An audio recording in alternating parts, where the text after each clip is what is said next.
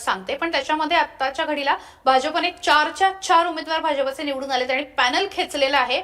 श्रेयस प्रीतम खांदवे, ह्याच्यानंतर अनिल सातव, ऐश्वर्या पठारे आणि रामदास दाभाडे. कमळाच्या चिन्हावरती हे 4ही उमेदवार निवडून आलेले आहेत. हा प्रभाग महत्वाचा का आणि इंटरेस्टिंग का हे मी तुम्हाला सांगते, कारण ही जी गावं आहेत, वाघोली, लोहगाव जे आहे, हे नंतर आता जी काही 34 गावं पुणे महापालिकेमध्ये आली त्यामध्ये ही गावं आलेली होती.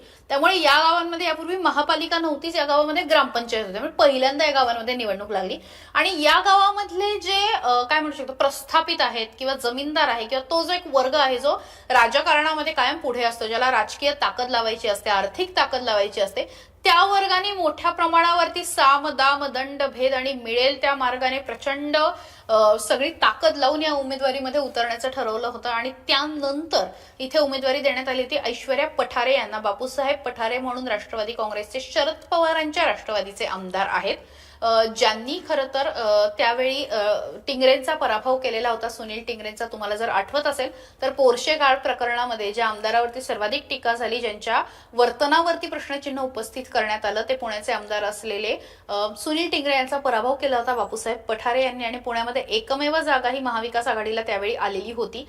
त्यांच्या सुनबाई असलेल्या ऐश्वर्या पठारे आणि मुलगा सुरेंद्र पठारे यांनी ऐन निवडणुकीच्या वेळी भाजपमध्ये प्रवेश केला. म्हणजे वडील राष्ट्रवादीमध्ये आमदार आहेत तुतारीवरती आणि सून आणि मुलगा मात्र कमळ घेऊन निवडणुकीमध्ये उभे राहिले. लोकांना हे रुचेल का, लोकांना हे पचेल का, एका घरामध्ये 2-2 पक्ष कसे किंवा फायद्यासाठी पक्ष बदलला का, हे जे काही सगळे प्रश्न होते, याला मला वाटतं मतदारांनी डस्टबिन दाखवलेला आहे. आणि अखेर ऐश्वर्या पठारे यांना निवडणुकीमध्ये विजय मिळवलेला आहे आणि त्यामुळे प्रभाग क्रमांक 3 मध्ये सर्वाधिक मतांनी ऐश्वर्या पठारे निवडून आलेल्या आहेत. आणि इंटरेस्टिंग अशी ही सगळी लढत होती. तुम्ही जर बघितलं तर तिथे विमाननगर सारखा सगळा उच्चभ्रू वस्तीचा पण सगळा क्लास होता, लोहगाव सारखा क्लास होता आणि दुसरीकडे वाघोली सारखं थोडंसं ग्रामीण, मी आता पूर्ण ग्रामीण म्हणणार नाही कारण वाघोली सुद्धा आता पुण्यामध्येच आलंय असं म्हणावं लागेल.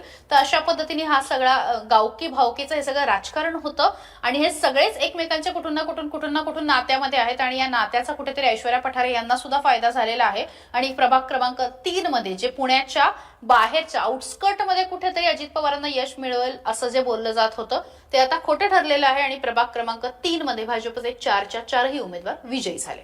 सचिन सर, ह्या निश्चितच इंटरेस्टिंग बाब होती आणि हा उपनगराचा भाग होता वार्ड क्रमांक 1, 2, 3 मधून. आणि निश्चितच त्या ठिकाणी सुरेंद्र पठारे यांनी त्यांच्या सहकार्यासोबत भाजपमध्ये प्रवेश केला होता ऐन निवडणुकीच्या तोंडावरती. ह्या 3 प्रभागातलं चित्रच त्यामुळे बदललं होतं.